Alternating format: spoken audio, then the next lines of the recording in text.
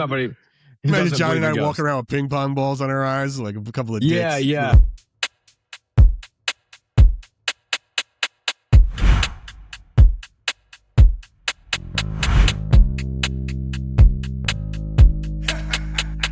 Hey, everybody. Do us a quick favor and hit follow and smash that like or subscribe button wherever you're listening right now. It'll help us keep getting great guests and make it so you don't miss the next episode.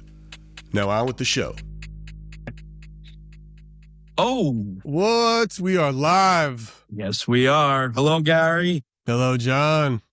What's going on? You know, I'm just excited to be here once again because I feel like we had an incredible week, and we're going to wrap it up real strong with our Thursday live. Yeah. And I started teasing it too. You know how I do. Yeah, I started teasing it. And then I want to get, we'll give the good people a few minutes to get in. Yeah. They get the announcement. What? They're live. Let me drop what I was doing. Yeah. Let me burn that roast. Yep. Keep that Let me oven drop on. that baby. Yeah. Let me drop that baby. Let's see what's going on. Put this, Where the bodies at? Let's see. baby can eat in an hour. Where are the bodies? Come on, good people. Well, they'll be coming in. They'll be coming in. They will be. Oh, here we go. Who's first today? Oh, right. Heather Atten. Let me get a chat going too. Heather Atten's first. What's up, Heather? What's up, Heather? How are you? Right. We'd like to see you. Judy Thanks for joining. Steele. It's a great name. Oh, Judy. You know Judy? Yes, I do. One of your Heather. regulars? One of your regulars? Yeah, the regulars. The Like regulars. cheers. Yep. Everybody knows your name. What's up, Judy Steele? Judy Steele sounds like an author. Like she writes like Pen name, like crime romance novels. Yeah. I'm gonna get the chat going too. Whatever. Hale's like, I didn't know it was Thursday. Hale's drunk. Yeah. Hell. I didn't even know it was you didn't know it was Thursday? There's Robin. Robin, you weren't first today. I'm sorry to tell you. It's Thursday, Hal. It's Thursday. Yes, it is. Andrew Crick. All right. We got about 20 bodies in there. Ladies and gentlemen, welcome to Splintered Spirits. Hello. I'm your host, Gary, with my nephew, John, Santa from Santa Paranormal, where we try to figure out what the hell spirits are. John and I had a great week this week. We've had some great interviews and some good episodes. And guys, we've got maybe the paranormal power couple of the century coming up. We interviewed Tessa and Nick Groff. Yep. Separately. So we've got just 2 full episodes with those guys. They are amazing. And Nick tells all, dude. I mean, yeah. He really does. He's a really nice guy. Awesome dude. And he shares everything. So it's a pleasure to have him come on the podcast and share his story. He doesn't have to tell. I'm always amazed, people, I'm thankful they come on and then they open up like that to us. And it's like, guys, I felt it's an honor, it's like, it really is. Hey, they don't have to say the things they say and open up the way they do. And they really do. They really, It was great. Yeah. Nick was a super nice guy. Tessa was amazing and so fun. They're really fun. Next time we have them, we'll try to get them on together. But we wanted them. Be cool. That'd be cool. Like then we'll do like as we get these people back and forth. But look, I feel really. I mean, look, Jesus, Nick Groff. I mean, the guy's an OG. He's in one of the original architects of what all you ghost hunters out there know of as ghost hunting. No. If you don't know who Nick Groff is, guys, he's the creator of Ghost Adventures. Yeah. Him and Zach and the other guy, what's his name? Andy? Aaron. Sorry. Aaron. The 3 of them, 3 buddies. And then life happened and, they had a big falling out. What happened to the band? What happened to the band? The band broke up, but it was, look, man, he shot that original doc and he made it. Now, we had from the old school, and today we have a guest who is the new school. The new school. Guys, we've got a guy, Jake the Ghost Hunter, Jake Bruce. I don't know if he's come up in your feeds. This guy makes me laugh so hard. He is a paranormal content creator. He's a disruptor. I mean, other than when I first saw you clean in headstones, John, I very few people do something completely different. And if you don't know Jake, he like attacks the ghosts with music. It's great. It's so funny. Right. And I would play it here, but I think I'd get beamed by the music licensing. You know what I mean? That he does because I can only show the clips on YouTube or something on Instagram or Facebook, depending on the thing. But he comes and he just blasts music to the ghosts, and then he gets absolutely terrified. I guess look, we're gonna bring him on right now. He's in the lobby. Ladies and gentlemen, Jake Bruce. Here we go. Let's get him in here. This guy is the shit. Hello, how's it going? Jake, how are you? I'm good. How are you guys? Really good, man. You can hear us okay? Yeah, can you hear me? Yes, perfect. Good. There might be a slight delay, but it's okay. We'll Awesome. work through it. Sounds good. Good. Jake, I'm so glad you came on. You are, to me, you make me laugh so hard in this paranormal space. The content you create is so different, in my opinion, and it's so fun. Tell me a little bit how you got into this. What was that thing that made you say, this is what, not only that I'm interested in ghosts and spirits or being scared, but this is my approach? I want to know the mind that made that shit that does that. It took a while, honestly. So at first I started with my brother Noah, and we started a YouTube channel called Spirit Stalkers. And it came about mostly from our childhood. My dad always took us to Gettysburg on vacation with my mom. We'd go there with my family like every other year, it seemed like. And it's quite a long trek out there too. But I'm 25, and I think I've been to Gettysburg at this point over 30 times. It's kind of crazy. So just doing that since I was 8 really got us into the paranormal. And then obviously watching shows growing up like Ghost Hunters, Ghost Adventures with my dad, getting scared from that. And then eventually we went to Savannah, and I remember my brother and I were just kind of talking about the hauntings there. We were always interested in ghosts and history, but we were like, let's just start a YouTube channel. So we did. And I remember for the longest time, we were trying to be like those shows that we watched. We were trying to be like super serious, like professional researchers of the paranormal, which there's nothing wrong with that, but it just wasn't like us.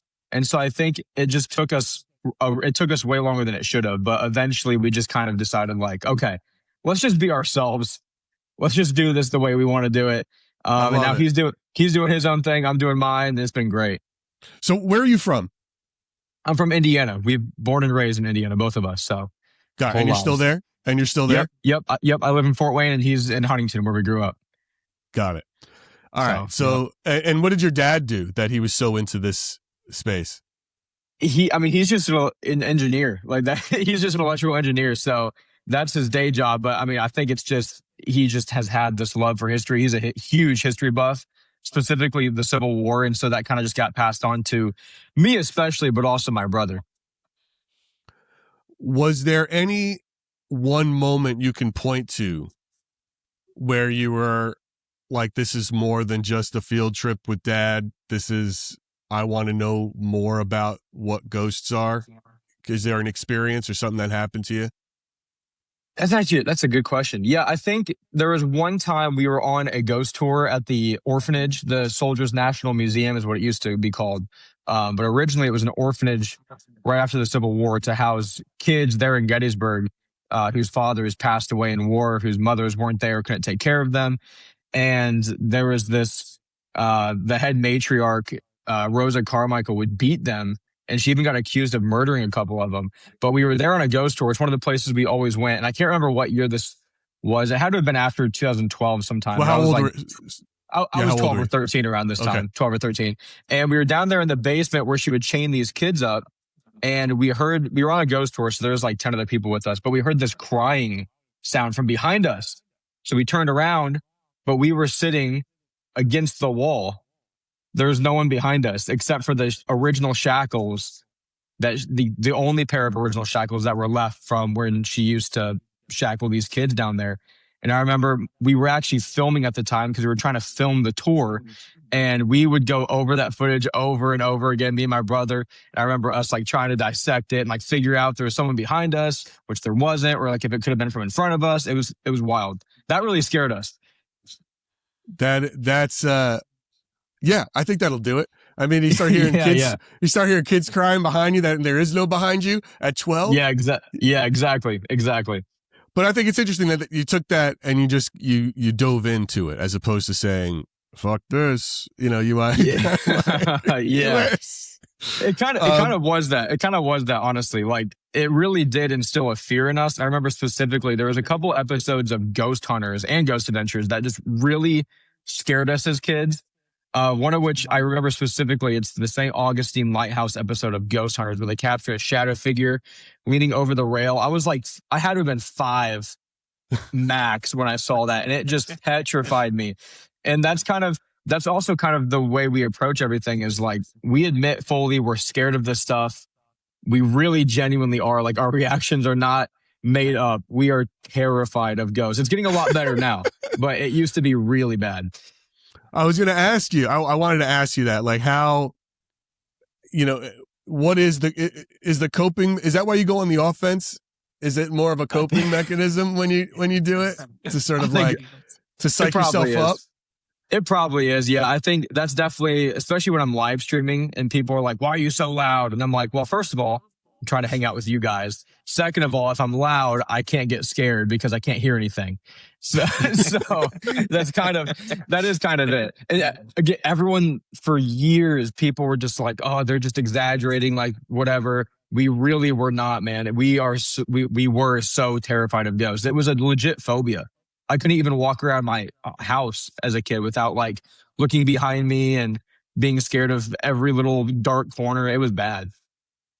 So Jake, what when you're on the offensive, as Gary calls it, and you're blasting the music, all right, so this is a 2-part question. What genre seems to get the most reaction, and what band or performer has gotten the most reactions for you? You mean from the Spirits? Man. From the Spirits, yeah. I don't know. First of all, I have to say, full credit to my brother. He's the one who started this music thing. And I just kind of picked it up because it worked for him. And I was like, you know what? I like music too. What I would always do on live streams for years is sing. Like, everyone would make fun of me for singing when I'm scared. Like, people still do. Like, oh, he's singing. That's how you know he's scared. And so Noah took it a step farther and just started blaring music. So all credit to him. But I don't know. I don't know if it's a specific genre. I think it's just how loud it is and just how much energy you're putting into a building. That's another thing that we've always said is I think that a reason we've always gotten good activity and good evidence really anywhere we've gone is just because we're so like outgoing, and we don't go there and just sit there and go like, hello, who's here? Blah, blah, blah. Oh, that was a knock. Like, we actually react to things, and like, more power to people who can actually do that. But since we were scared, we would have big reactions because we're freaking out. And then I think that just puts more energy out there and more things happen. So the music is kind of that on like an elevated level, where it's just like when you're blaring music of any genre, it's just like it either really makes them mad or they love it. I don't know which one it is. It's one of those. Listen, probably a mix of it all, you know? Probably a mix of it all. Yeah. Well, look, I certainly discovered you through the music, but I also noticed, I mean, look, your other video, you're a content creator. You're also, you know, you are literally in this next generation of paranormal investigators and everything else. You are using the medium to its full advantage. You're very good at shooting. You're very good at editing. I feel like I have the authority to say that. I've been in the entertainment business and producer for over 25 years. Your stuff is well made. Thank you. It's just really well made. So how walk me through, you know, a planning of a big episode. Because now I've seen you really started getting into, like, you've done, like, I'm testing all the apps. I'm testing all this gear. And it's and it's done perfectly for this medium, the fast edits, the fast cuts. So what goes into it? Walk me through how you really put this stuff together and the kind of thought you put into it.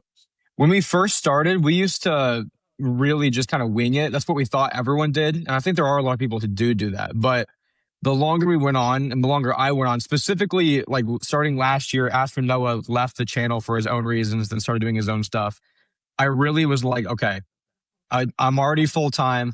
But I need to make this work. I can't, like, I literally can't fail at this point. So I was like, okay, what is going to make this pop for me? And so I started focusing on ideas, not just the standard, like, oh, I'm investigating here and it was scary, and oh, I'm going here and it was scary, which is kind of what I feel like a lot of people do nowadays. I was really thinking like, okay, I need to do things that are different. So testing ghost hunting apps, or like going to 3 different Airbnbs, or just it's not even that big of a tweak, but just making it more of a story. Like if I didn't have a story to tell for a video, I don't do it anymore. So even if, like just take Waverly Hills, because everyone knows Waverly Hills.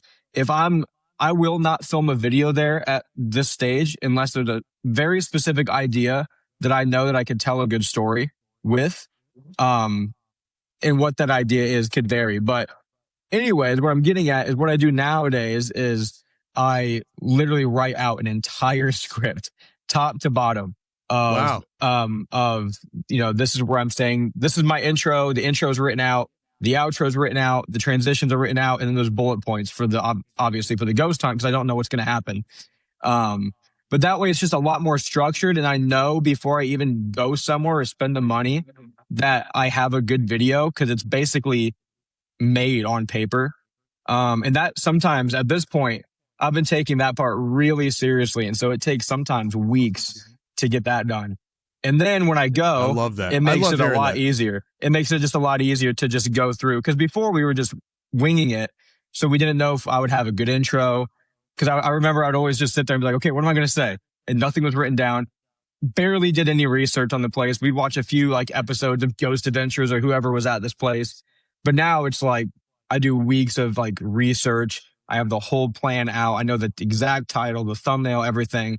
And that has really made all the difference. Like ever since I started doing that, that's when I had my first big video that got over 1 million views on YouTube. And it's been great ever since then. That's I love hearing that. I love it. You create a shot list, dude. I mean, I like that you take it seriously. I like, and it 100% shows. It absolutely shows. I appreciate that. I really do. There's no question. It's so fun. It is so fun. So Jake, going into that, when you're laying it all out, and I know you said you left bullet points, obviously for the experience, because you don't know what's going to happen. Has that ever changed because of a location? Like what you had laid out, what you were going to say, and all of a sudden you had the experience and you were like, okay, I need to tweak this a little bit. I need to tweak that. Yeah. How many audibles you have to call when you're out there and something crazy happens?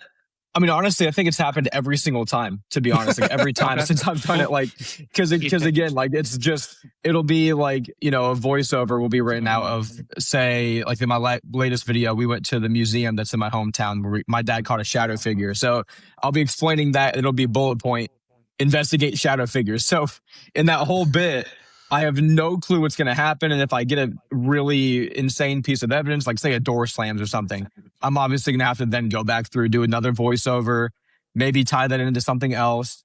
And then the other thing is there's so much that I film, and even maybe I have a bullet point for do this. And then when I'm editing, I'm like, either I don't have time for that, or it just didn't turn out how I like it or how I wanted it, or it doesn't fit the story. And so I cut it out. That's the hardest part. That's what took me a long time to learn, is cutting stuff out. It's really difficult. Yeah, and you're being flexible, which is awesome, because a lot of people get stuck and they're like, this is my masterpiece. But in reality, you got to be able to know what to chop. Yeah, I saw this Venn diagram where it was, and this really changed my perspective on like content creation and what I do, where your videos should be, one circle is what you want, and this circle is what the audience wants, and then that little gray area, that's where you have to focus. So a lot of times, like I tell people, if I was doing exactly what I wanted to do, I would film exactly like Project Fear or Ghost Adventures. It'd be like the most serious, like scientific investigation of all time, and it would be like an hour or something long, but it just doesn't work, at least in my experience, for me. So that's why I've opted for a lot shorter, trying to show my personality more, etc. Do you ever let I've seen a ton of your videos, mainly shorts, and I watched a few of the longer ones, but do you ever let the audience in on that? So, in a sense where it's like, guys, I just came in here and I thought I was expecting a shadow figure, but instead now I'm dealing with door slams. And I know that's a shitty example, but like, so I don't know what I'm supposed to do. You know what I mean? Do you ever push, because you created the fourth wall, but then do you ever knock it down for your own audience, you know, that, like and show them in a video? Is that what you're saying? Like in the final like edit in the of a video, rather than rewriting the intro to base it around how the story shifted, sort of like, guys, I know I said this, you know, but I thought I was coming in here for this, but now everything went south. Like letting people know that it went south. I don't know. Yeah, and I think that kind of also was a mental shift too, because what I used to do was I would be so stuck in my previous plan or what I thought was a plan. This is before I ever scripted, but and I took everything at face value. I don't know if it's because I was young or we were just getting started and it was like fun, but I didn't like think about anything too deeply. But now I'm to the point. I saw someone else. I think it was Ryan from do you know the BuzzFeed Unsolved show? Shane and Ryan. I think they're on Watcher now on YouTube. They're really good. But they had like a BuzzFeed YouTube channel where they would ghost hunt. And he was doing a podcast and he said that he wants to respect the intelligence of his audience. And I realized looking back, I was like, that's something where I didn't even respect my own intelligence. I would just like take everything at face value. And so now I allow the video to like, I allow things to be debunked, or like in the video I'm doing right now, we went to the cemetery where there's this legend that if you go to the top at midnight and turn around, there's supposed to be like some caretaker. And we went up because it was fun. It's fun for the video, but then you go up there and it's like, okay, literally nothing happens. But instead of changing the entire video, I just roll with it. I think it makes it better by doing that, honestly. Yeah. Who's on your team? And authentic. Yeah, super authentic. And authentic to your experience. Exactly. Which is, you know, Exactly. And that's the thing is like, I never was inauthentic. I never dug into anything. And it's like I almost put up this barrier where I didn't want to debunk anything, or I didn't want to prove that something we got was wrong, because it just like I wanted to have the experience so bad. But now I've done this so long that I'm just like, you know, if something is stupid to me, or if that was like clearly the wind, like just say it. You know what I mean? Like it's just it's kind of funny. If anything, it's just kind of funny. Well, what's interesting about, you know, when you do something that is so produced, like you're doing, you know, yes, you're leaving things open, but you are clearly very thoughtful in how you're producing it. You run the risk of obviously people saying it's produced and it's fake. Yeah, and yeah. especially in this thing. But so I'm glad you're explaining yourself. I mean, do you get a lot of trolls? How do you handle trolls? Oh yeah. How do you handle trolls? I'm always fascinated by it because I'm not good at it. It's been a joke between my brother, my best friend Clayton, and I, that we might be the most hated people in the paranormal. And it's kind of just like funny to me. I think John has something to say about that. all right. So hold on. Jake, there's room right here next to me, dude. You can join me on that, because I have had some of the most horrible experiences. I ignored them, or I make a spectacle of them. Either I ignore them completely, or I never banter when we go back and forth, because they're just, listen, you know you made it when people hate you. Oh yeah. You know you made it when people hate you, 100%. And you know, it's good to hear somebody else say that, Jake. Yeah. It really is. It's horrible that it's to say, man. It's good to hear someone else say it. Oh, well, I knew the moment I watched it, when I said, this guy, like, he's so different. This is so different. He must be fucking hated. Because most of these, they want to see this. They want to see the traditional. And yes, of course, there's a lot of great traditional and there's a lot of great room for it. But this is like different. And they're going to just think he's either making fun of them or making fun of the science, whatever the fuck they think. Who cares? Yeah, but but you're also look, you know, you're a young guy. I mean, I don't know how that hits. Does it hit different to be in this social media world and get that kind of thing constantly and just keep pushing through? Or do you ever sort of just like, I'm going to give it to him a little bit? I mean, I think I really don't know like where I got this trait from. I have no clue. I really don't. But I feel like I've always just been able to like handle it fairly well. My brother struggled with it for a while. That's actually one of the few reasons why he ended up leaving, is just because it was he was going through his own personal struggles, and us getting the amount of hate that we were getting every day. I mean, I'm still to this day banned from a handful of places that I'm not allowed to go. because the owners hate me so much, whether or not I've been there, just because I've heard from other people that like, hey, this person told me that you're not allowed back or you can't go in the future. There's creators that have gone out there and just said horrible things about me and ruined possible future collabs with people that I looked up Jealousy. They're jealous, Jake. It's been bad. And that's like, we try not to talk about it too much, but that is one of the reasons why my brother left. I don't think very many people know that, is he was going through his own stuff and he just could not handle it. He's a lot better with it now. But Jake, I was wondering that too. And I wasn't actually going to ask, but you're bringing it up, and you and your brother, there seems to be no beef. There seems to be no animosity. It seems that the reasons why you guys split, I honestly, I thought it was for business reasons. But it seems like it's deeper than that. And, that's, I just wanted to make that point, and listen, I mean, social media, great too, Social media is devastating for younger people. It just is. Yeah, I mean, it's a mental health. 100% is. 100% it's a mental health is, thing, and I do find it. Yeah, man. It's like look. There's a tenacity to you that clearly you've got, and I'm glad your brother is pushing through it too. With all that shit. Who's on your team? Who's on your team with you when you go out and you're producing this stuff? How many people? What's it comprised of? Technically, it's just me. Oh, okay. So, but I usually try to just collab with different people. A lot of times, especially recently, again, with all that, like for the last 2 years, the hate has been insane. I've lost so many connections that I've just been like, you know what? Let me just shrink my bubble. Me and Noah versus the world, and my friend Clayton, he's back in it now. And then I have my childhood best friend, Evan. He comes with me. He's been with me the past 4 or 5 videos now as like a camera person to like help me film and stuff. And I think he's just probably going to keep going. So technically it's me and Evan now officially. So it's nice to finally have somebody to like handle some of the stuff. It, at least is filming for me when I'm somewhere. Sure. Yeah. John and I were just talking about that. Like I go out and it's like I got all this stuff. If I ever have to leave, I've done a couple of episodes of the podcast where I'm like on my own, it's on a location, very few. And something will always either happen, and it's usually because I forgot to hit record, or I forgot to hit this one button, or I forgot to plug this one thing in. Because there's so many things going on, and it's like, God damn it, I wish I had a PA with me or something just to remind me. It's and you're trying to make this shit happen. I'll tell you what, Jake, you ain't never gonna get that sort of hate over here. We ain't never going to get any sort of hate. Thank you. We love what you do. I love what you do.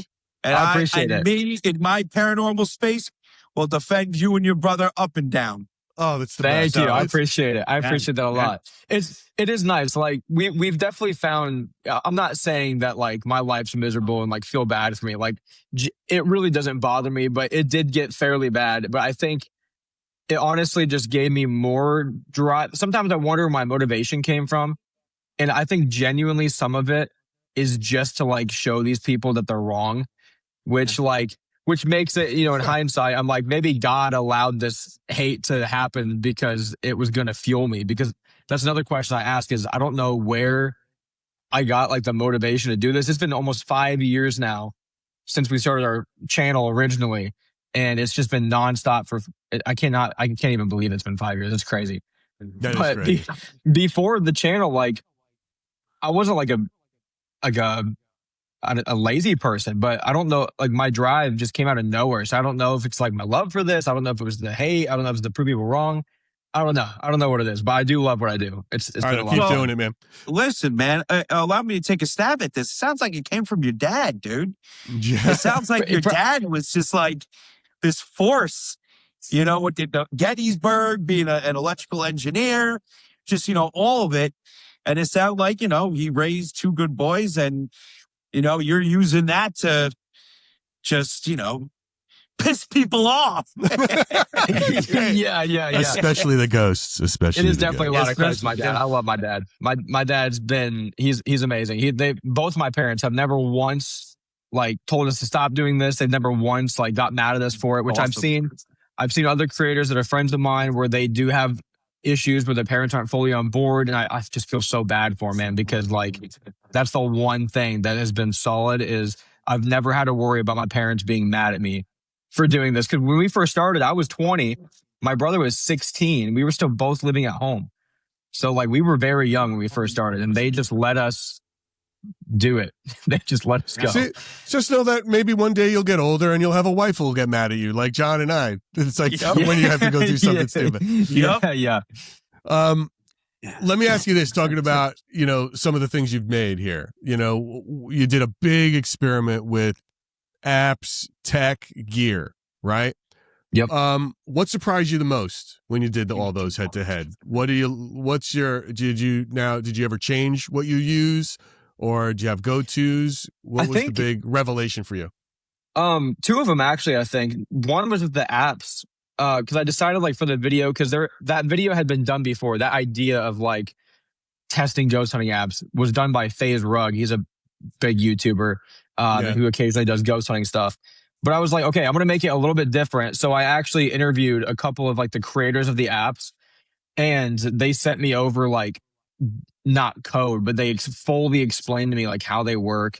And I was honestly surprised that like it's with a few of the apps, it's literally the same as a $1,000 Ovilus or something that you would buy. Like, they are the same. So it's like that did surprise me. I think it surprised a lot of people too. And a lot of people think like before I kind of did that video also because I used the apps on streams, and then I was like, okay, like let me actually do this for a video. Number one, because I think it's interesting. Number two, I can prove to people that I'm using these and there's a reason and they work. Number three, showing them that they work, because I don't think anybody really knows that. And they actually, I think a couple of them really do. But the biggest surprise for me was I actually took the video. It's not down, but it's privated. So maybe you didn't see it. It was when I tested Temu stuff. And there's a reason I privated it, because we can get into that in a second, but it's nothing bad. But I use Temu equipment, and Temu is known for like super cheap, like badly made like Chinese products. And I got a bunch of stuff like a spirit box, a ghost hunting kit, a full on, it's literally right here, a full on thermal camera. And what surprised me is the thermal camera works perfectly. Like there's not one problem with it. It works beautifully. And it was like $90 versus, if you get the thermal camera that like Project Fear uses, what people use on shows, I think they go up to 13 grand, which is ridiculous, which is crazy. And obviously those are like, they're 4K, they film, all that kind of stuff. This one just takes pictures, but still, it surprised me that like you don't have to just buy the hundreds of dollars worth of ghost hunting equipment from like the 2 sites that there are. You can get cheaper stuff and it actually does work. Oh, okay. So yeah, I thought that was interesting. Yeah. Well, yeah, like it shows that the gateway to entry for this, if you're really passionate about it, you can figure out, you can make it happen for yourself and use these tools. Exactly. Wait, John, one question on this real quick. Do you use tools a lot, or is it, you know what I mean? Like, how do you incorporate that into your? Well, I guess, and I'm sorry, here's the better question. Do you call yourself like an investigator? Are you really going out there and investigate? Like, what do you want to know when you're in these spaces? I do call myself an investigator. There's people that disagree. I think the term I usually use is just ghost hunter. I think it just sounds cooler, I guess. I don't know. Yeah. I don't know. It's not really that deep, but for me, it's more of just, it really is just about having fun. Like I really do. I'm a huge history buff. I get to go to the craziest, most historic places in the country that I never thought when I was a kid, that, because you saw it on TV, so it felt inaccessible. But now I'm like, oh, I actually can go to the Nevada State Prison or to Gettysburg and go to the orphanage, and I can do all these things. So for me, it really is just like living out that childhood dream of like, I'm visiting all these places I've seen on TV, and I'm experiencing things that some I can't explain, some things I can, but either way, it's just fun. And I grew up like, well, all my, friends or people my age would be playing video games. I was never a video game person. I was the guy who, the second I got my first iPod 5 it's the first like phone that recorded that I got. I was making like movies on iMovie with my friends, and I was like 11. So it's just those 3 things, like just having fun, making content, and like exploring historic places and looking for the unknown and getting scared. It's just all that combined. That's what so I don't know if that makes me a ghost hunter, a content creator, a paranormal investigator, a mix. I have no idea. I really don't know. That's all right. So if you had to pick one piece of equipment and that's all you could carry with you for an investigation, what would you pick? My gut just says the DR60 for me. That's what my gut says. The DR60 EVP recorder. I don't know what it is. I love it. I love it. If I had to pick one thing, and it's so small, that's probably what I would choose. Yeah, cool. It's a great answer. All right. Yeah. Sweet. I think mostly though, like, I think you were kind of hinting at like, do I use a lot of things? What's funny is people get really mad at me especially on TikTok, because I don't use very much. Like, I get the same. I get the same hate, dude. It's so annoying, man. I rarely get things out, but I would rather, for the video and for my own sake, I would rather see something or hear something than like see a REM pod start to beep. You know, well, that's, in fact, but that's. Go ahead.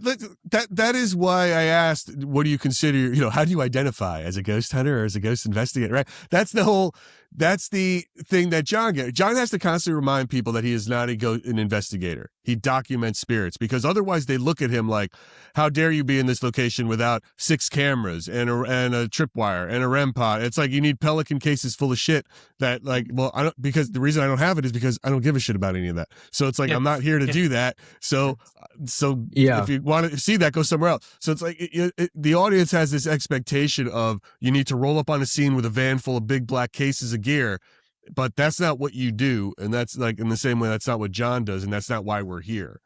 And it is a distinction, right? It sounds like you're there for the experience of interacting with something unknown. And that's the fun of it, right? So that's great. So let me ask you this, because I ask everybody this. What do you think it is, dude? What do you think spirits are? What is the unknown to you? What are you dealing with? Oh, man. I've gone back and forth on this forever. In fact, I was just talking with my friend Mandy. She is kind of a paranormal investigator. She works at the Laurel's House of Horror. I don't know if you've heard of that place. It's a haunted attraction in Maryland. It's a real haunted attraction, but it's like extremely haunted. And they didn't know that until they started building the haunted house in this old movie theater. But they invited me out many times. I've talked to her, and I think she put it in a perfect way. It was just like a few weeks ago, and it clicked in my mind. This is kind of how I feel. Some days I believe in ghosts, and I think that we die and maybe people can stick around for a little bit. Maybe it's like a purgatory type thing before you go to heaven or hell. I don't know, because I'm a Christian. So that's where it gets confusing for me. But then there's other days where I'm just like, this has to all be fake. Like, there's no way I actually experienced this. There's probably a reason that I thought I saw a ghost when I was 10. Like, I was probably dreaming. And then I start going through the list of everything I've experienced. I'm like, maybe it is all fake. Like, what's going on? And then there's some days where I have a really bad experience at a place, or, with my Christian faith, I just think like maybe it's all demons messing with us. I don't know. It's all demons. Like for real though. Like it's one of the, I don't know. That's my guess. But then also I think it's kind of fun to go into like, could it be us from the future? Could it be time travelers? Could it be friggin' aliens? Like, could it just be I'm experiencing when I'm in a place and I hear somebody go hello out loud and there's no one there? Could that just be the voice of somebody that was there like 50 years ago? Maybe they're not necessarily dead. Like, I could go on and on and on. I just think it's interesting. So I really don't know. My gut tells me it's probably a mix of demons and people just hanging out. And they're here. They're here for some reason. Maybe they don't want to move on. Maybe they're not ready to, and they're like still attached to their physical life. So far, we ask this question to every guest, and that might be one of my favorite answers, man. Right on, Jay. That is awesome. The demons are just people just hanging out. Dude, I love it. I really don't know. I've experienced a mix of it all. I feel like I've truly experienced over the last 5 years a mix of all of that. I really do.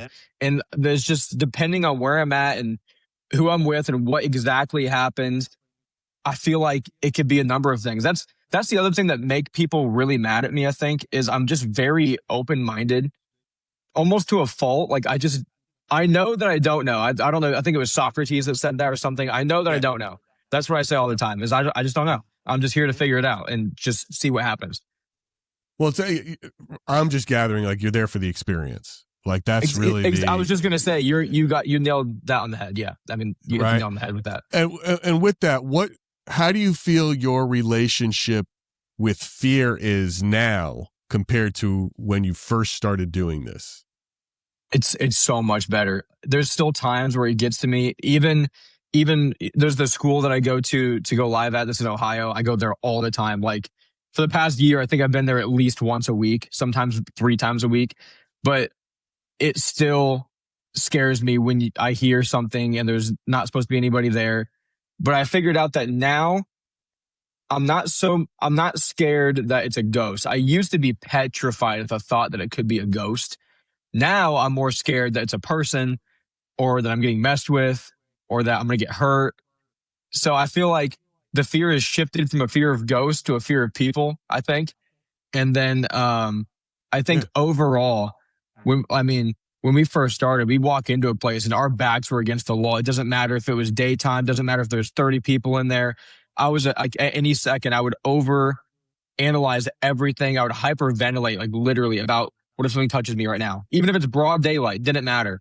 But now, like I'm going into an abandoned, I thought about this the other day actually, because I was just there. And I was like, I'm literally driving an hour and a half by myself, pulling up to an abandoned building, unlocking the front door and walking in and walking around by myself, talking to the chat on the live stream, but talking to myself basically. There's no one else there. And I could just do it now. That would have, if I told myself I was going to do that 3 years, even 2 years ago, I would have thought I was insane. There's no way. I think you're insane for doing it, if that helps. Yeah, I don't think that's, I think it's awesome.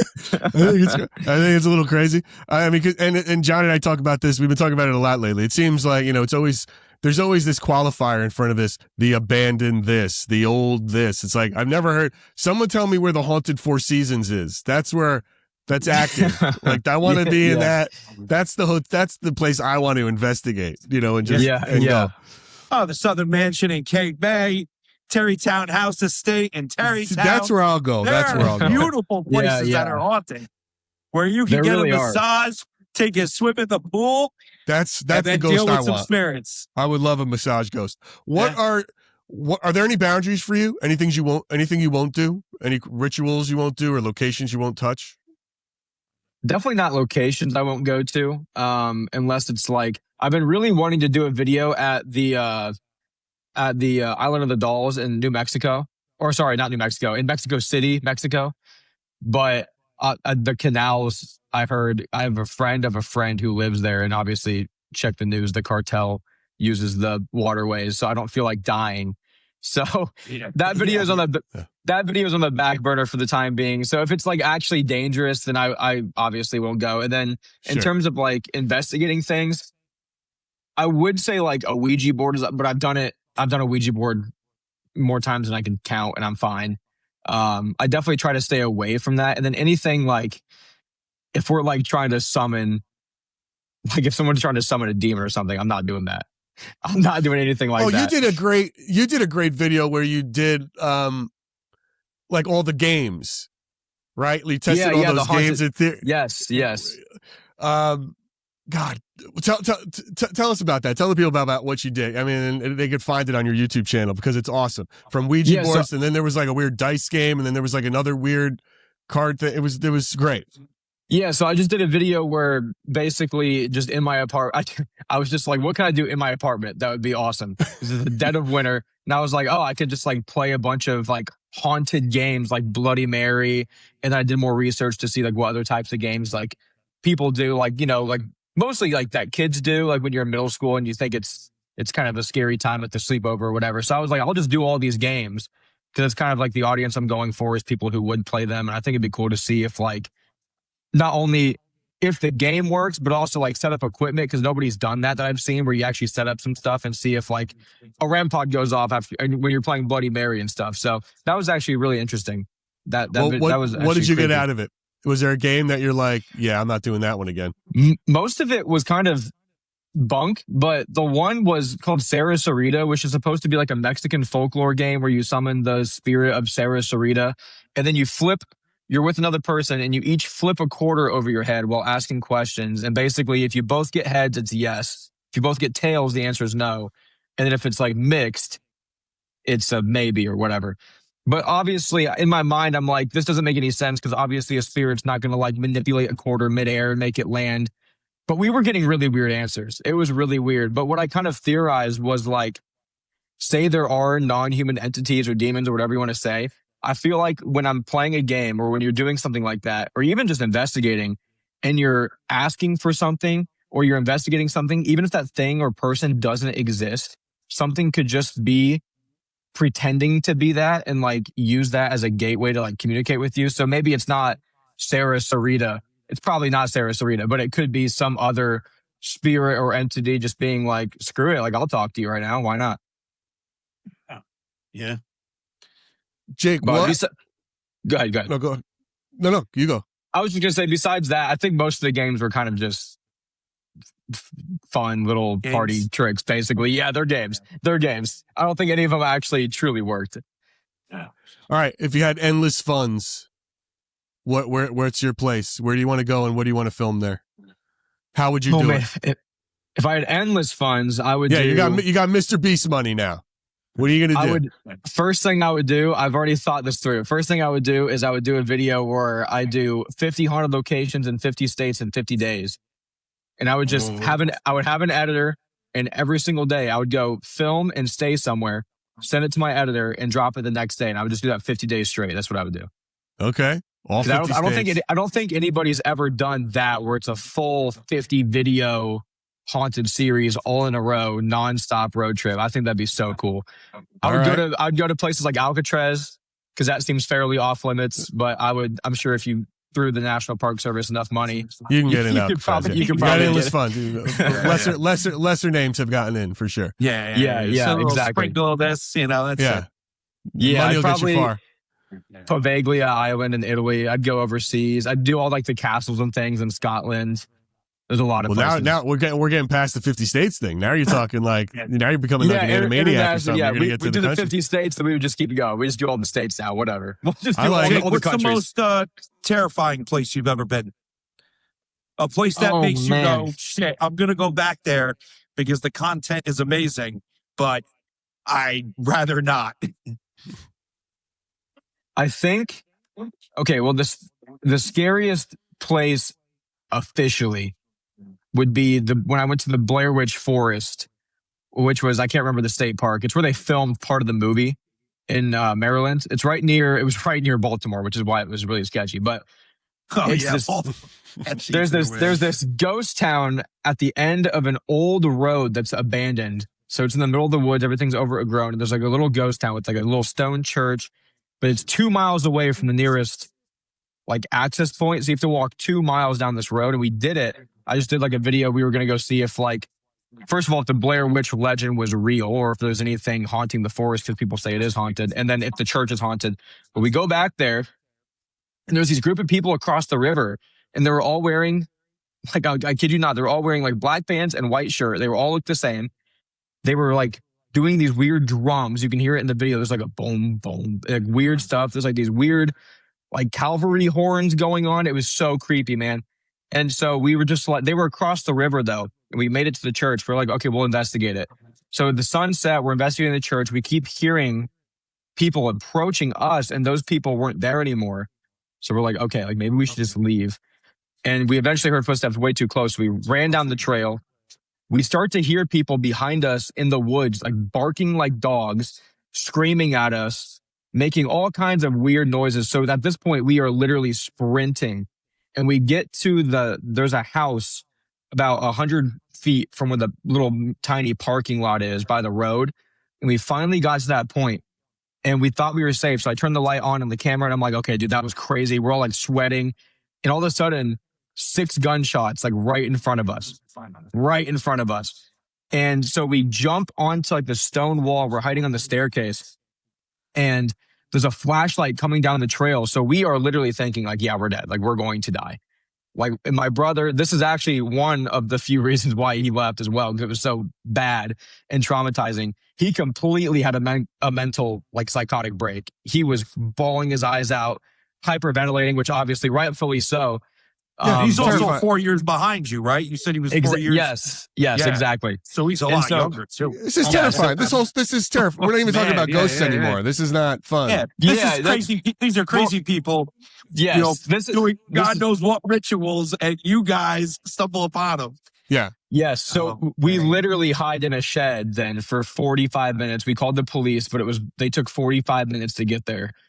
And we got put on hold. We got put on hold by the dispatcher for a little bit. I don't know why, but we did. So we had to hide in the shed, and thank God we filmed the gunshots, because when the officers showed up, they didn't believe us, and they told us that the house that we were in the shed of was state property. So he was going to take us to jail right then and there. But I was like, wait, I have it recorded. Please just hear me out and watch this. Like, I promise. So yeah, but nothing. They supposedly investigated it. Nothing ever came of it. I have no idea who shot, and it wasn't like far off gunshots. It was right in front of us. But I never saw who it was. But that's why I said technically that's the scariest place, because that really was the most scared I've ever been. Oh yeah, Yeah. But Yeah, dude. haunted location wise, I'd have to think about it, but I think that my first gut reaction is Sweet Springs Sanitarium would be the scariest for Of me. course. where's that located? What state is that in? It's right on the border of West Virginia and Virginia. I think it's in Virginia though. I think it's right across the border. It's in Sweet Springs, Virginia. It's a massive sanitarium. Have you heard of it? Either of you? No, I'm not. No. I've Oh, never- really? It's shut down now.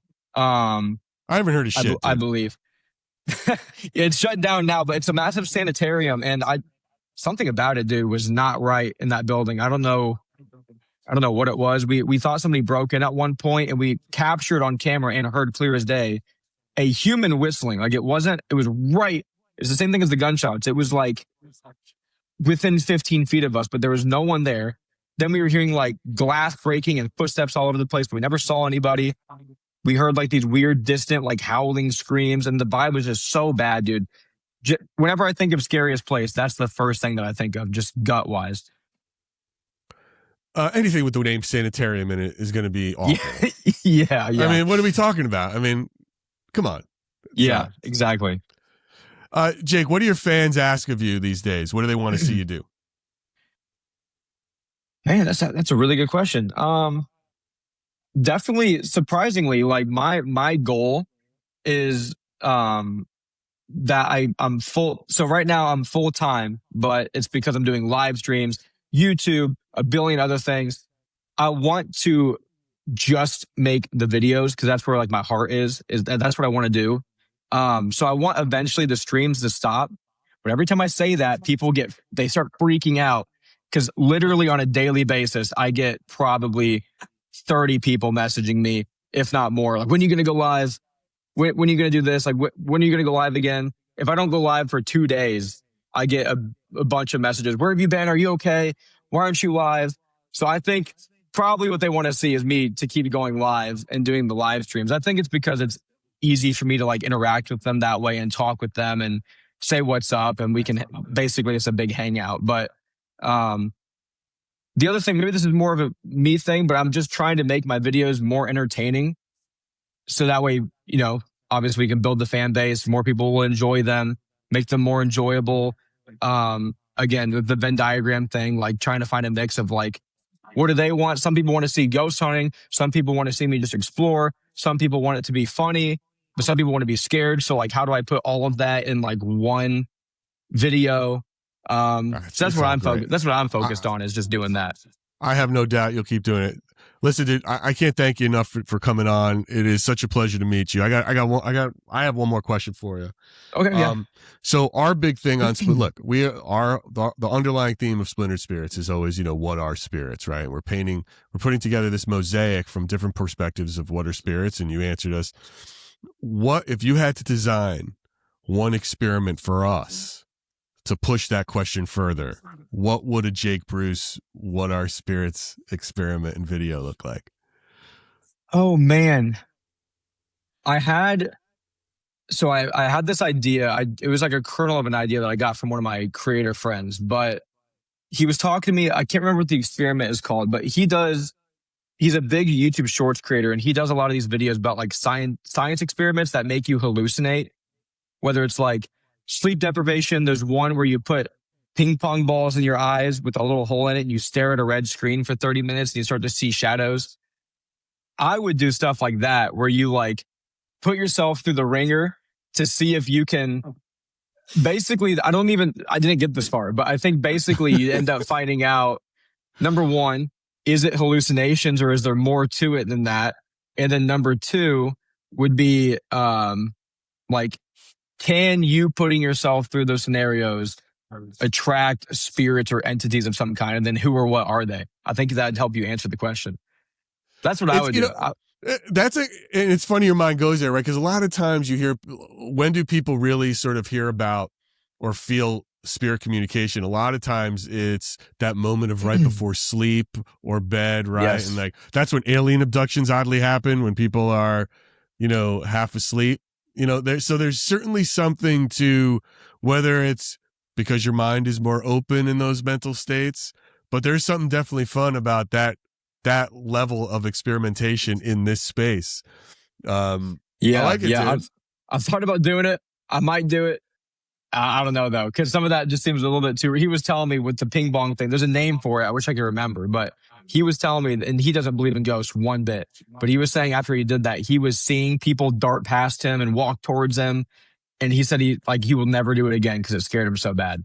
So and that's for somebody. Imagine Johnny and I walking around with ping pong balls on our eyes, like a couple of dicks. Yeah. Like, let's see if it works.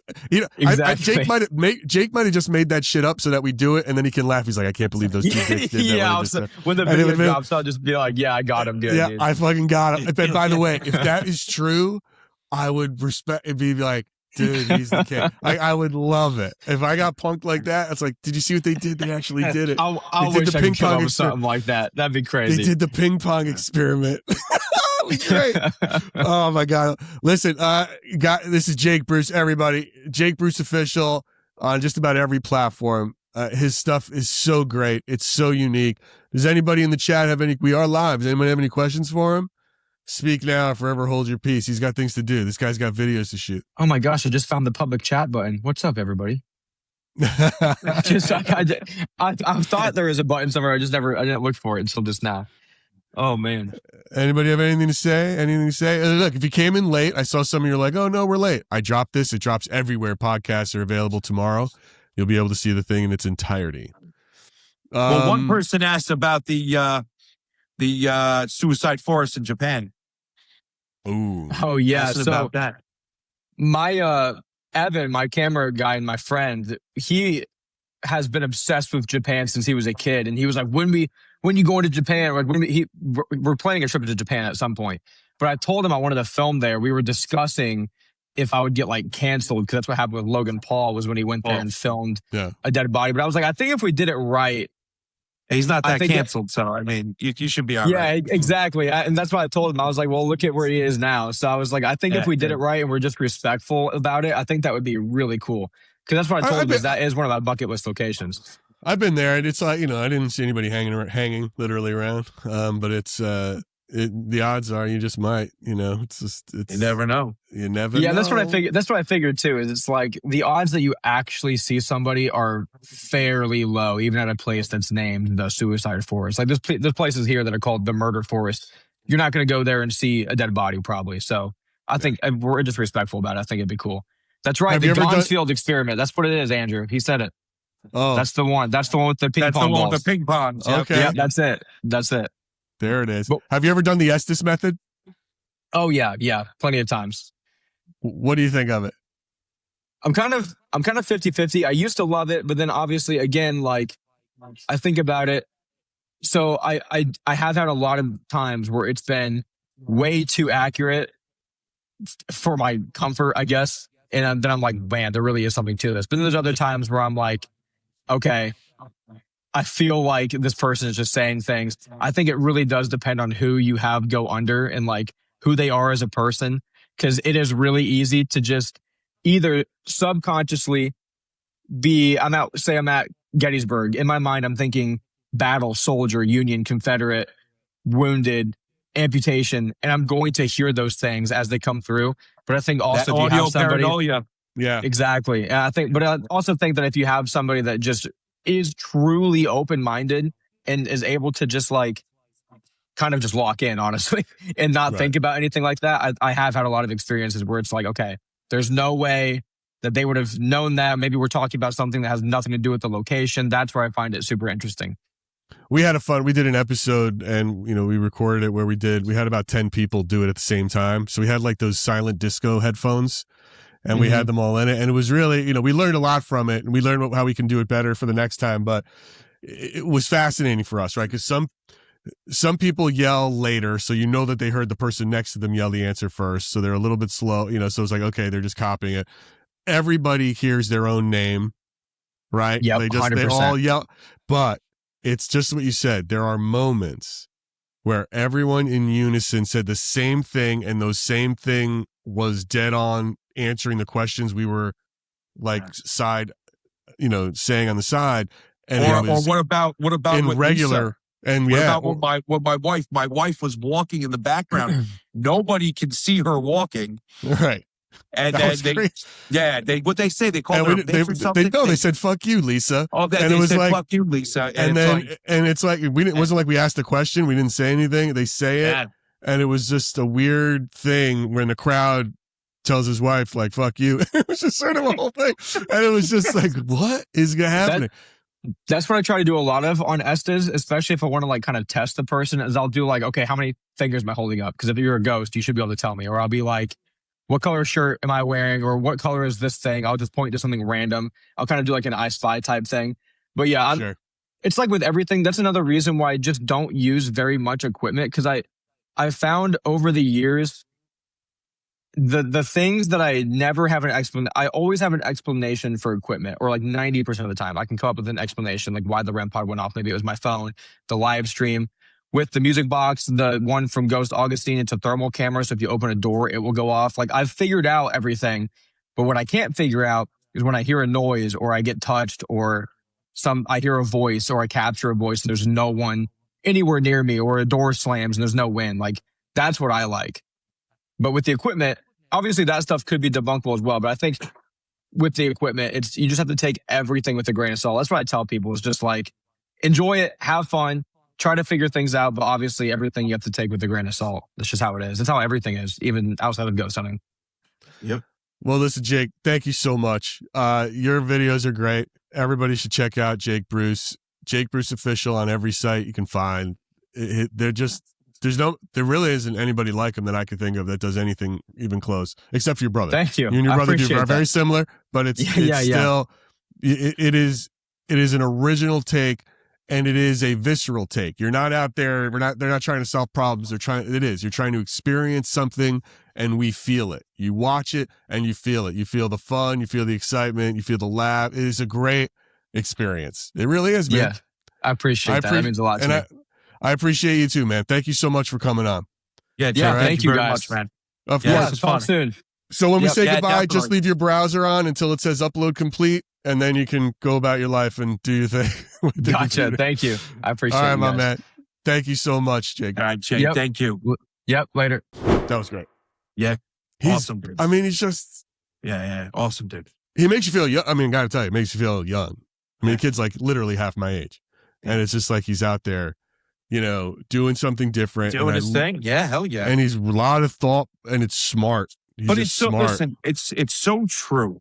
When you are going against the grain, when you are going against everything that's come before, when you're doing something different in this niche of the paranormal, you are hated.